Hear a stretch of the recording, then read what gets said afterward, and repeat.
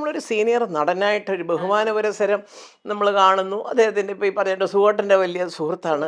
ലാലു അങ്ങനല്ല, എനിക്ക് ഇന്ദ്രൻ്റെ ചേട്ടനായിട്ട് വേണേലും എനിക്ക് കാണാവുന്നതേ ഉള്ളൂ. കാരണം അത്രയും അടുപ്പം കുടുംബവുമായിട്ടുണ്ട്. വളരെ ഞങ്ങൾ അവിടെ ഇങ്ങോട്ടും അങ്ങോട്ടും ഒക്കെ അച്ഛനും അമ്മയും എല്ലാവരും അതെ വലിയ അടുപ്പക്കാരാണ് ഞങ്ങൾ.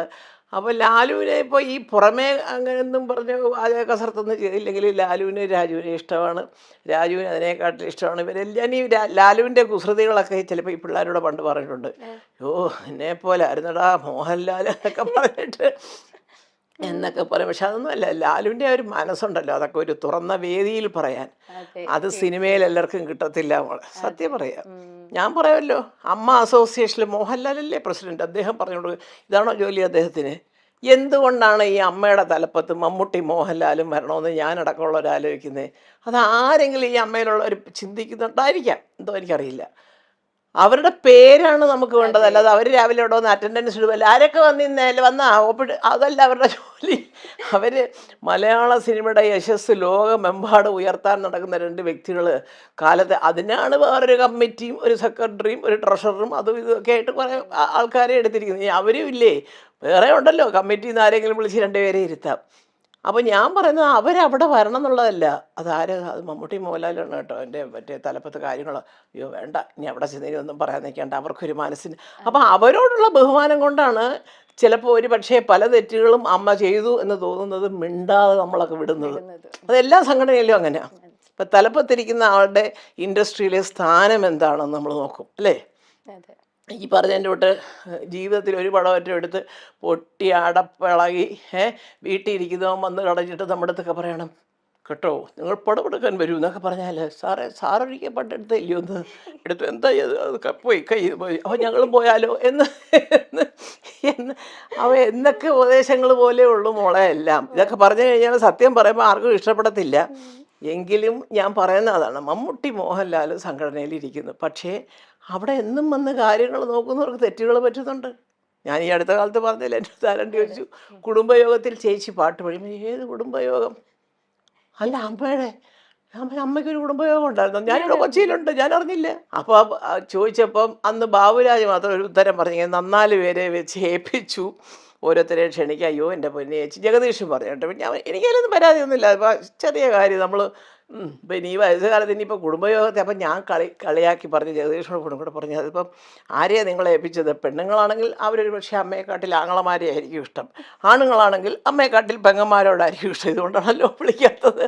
ഇതൊന്നും ഒരു കുറ്റമല്ല. വയസ്സുകാലത്ത് ഈ അമ്മമാരൊക്കെ വന്നിരിക്കുന്ന ഒരു ബുദ്ധിമുട്ടാണ് സത്യം.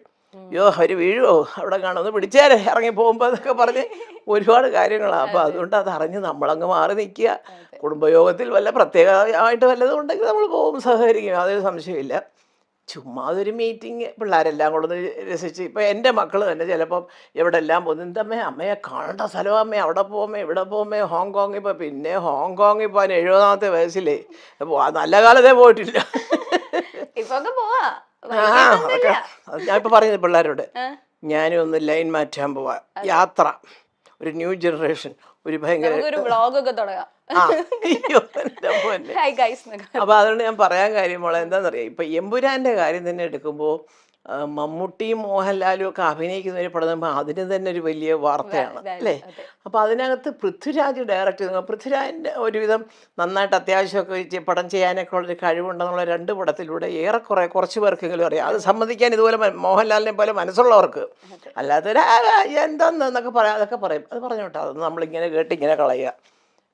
അപ്പോൾ ഇത് രണ്ടും കൂടെ ആയപ്പോഴത്തേക്ക് സത്യം ഇത് എല്ലാവരുടെ നല്ല അന്തസ്സായിട്ട് എഴുതിയിരിക്കുന്നവരുടെയൊക്കെ കത്തുകൾ വായിച്ചാൽ നമുക്ക് ഭയങ്കരമായിട്ടൊരു അഭിമാനം തോന്നും. ചേച്ചി ലാലേട്ടനെ പോലെ ഒരാളെ വെച്ചിട്ട് ഇങ്ങനെ ഒരു പടം ചെയ്യാനായിട്ട് പൃഥ്വിക്ക് ഒരു അവസരം കിട്ടിയത് തന്നെ വലിയ ദൈവാധീനം. പക്ഷേ പൃഥ്വി നന്നായിട്ട് ചെയ്യും, ഞങ്ങൾക്ക് വി ഹാവ് ദ പൃഥ്വിക്ക് അതിൻ്റെ കഴിവുണ്ട്, ഞങ്ങൾ അതുകൊണ്ടാണ് ആ പടം കാണാൻ ഇങ്ങനെ വെയിറ്റ് ചെയ്ത് എന്നൊക്കെ പറയുമ്പോൾ ഒരു വലിയ സന്തോഷമല്ലേ. അപ്പോൾ അതുകൊണ്ട് തന്നെ ഈശ്വരൻ സഹായിച്ച് എമ്പുരാൻ നിങ്ങളെപ്പോലെ തന്നെ കേരളത്തിലും ഇന്ത്യയിലും ഇന്ത്യക്ക് പുറത്തും ഒരു ചർച്ചയാണ്. അതെ. അമേരിക്കയിൽ ആദ്യത്തെ ദിവസത്തെ ഷോയൊക്കെ ഞാൻ കാണിച്ചു തരാം വേണമെങ്കിൽ, എൻ്റെ ഫോണിൽ കിടപ്പുണ്ട്. അവര് ലണ്ടനിൽ കാണിച്ചതാണോ? സ്ക്രീനിൽ കാണിച്ചതാണോ? അല്ല, അവിടുന്ന് എനിക്ക് ഞങ്ങളുടെ കോളേജ് ഞങ്ങൾ ട്രിവാൻഡ്രം വിമൻസ് കോളേജ് ഗ്രൂപ്പുണ്ട്. അതിൽ പലരും അമേരിക്കയിലൊക്കെ ഉണ്ട്, എൻ്റെ സുഹൃത്തുക്കളൊക്കെ ഉണ്ട്, റാണി ജയശങ്കർ അവരൊക്കെ. അപ്പോൾ അവരൊക്കെ ഓരോ ഷോയുടെയും ടിക്കറ്റ് ബുക്ക് ചെയ്ത് പോയിരിക്കുകയാണ്, കിട്ടുന്നില്ല, ഫസ്റ്റ് ഡേ ഒന്നും കിട്ടുന്നില്ല. കിട്ടുന്നില്ല. അപ്പോൾ അതിനെക്കുറിച്ച് എഴുതി അയച്ചു.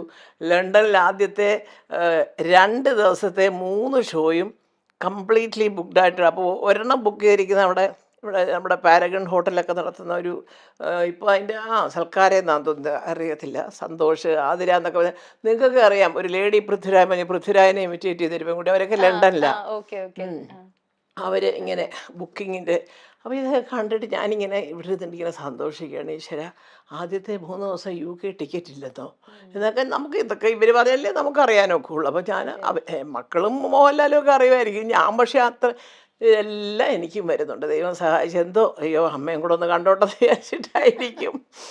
അതെല്ലാം കാണുമ്പോൾ കൂടുതൽ വിനയത്തോടുകൂടി ഈശ്വരനോട് പറയാണ്, ദൈവമേ, ശത്രുക്കളും മിത്രങ്ങളും ഉണ്ടെങ്കിലും ഇത് നമ്മുടെ ചോറാണ്, ഇതിനകത്ത് കരകയറ്റി വിടണം. ഇതേ ഉള്ളൂ എൻ്റെ പ്രാർത്ഥന. ഇപ്പൊ ലാലേട്ടൻ ആ പ്രസ് മീറ്റിൽ തന്നെ രാജുവിനെ പറയുന്ന നമുക്ക് തന്നെ ഭയങ്കര സന്തോഷമാണ്.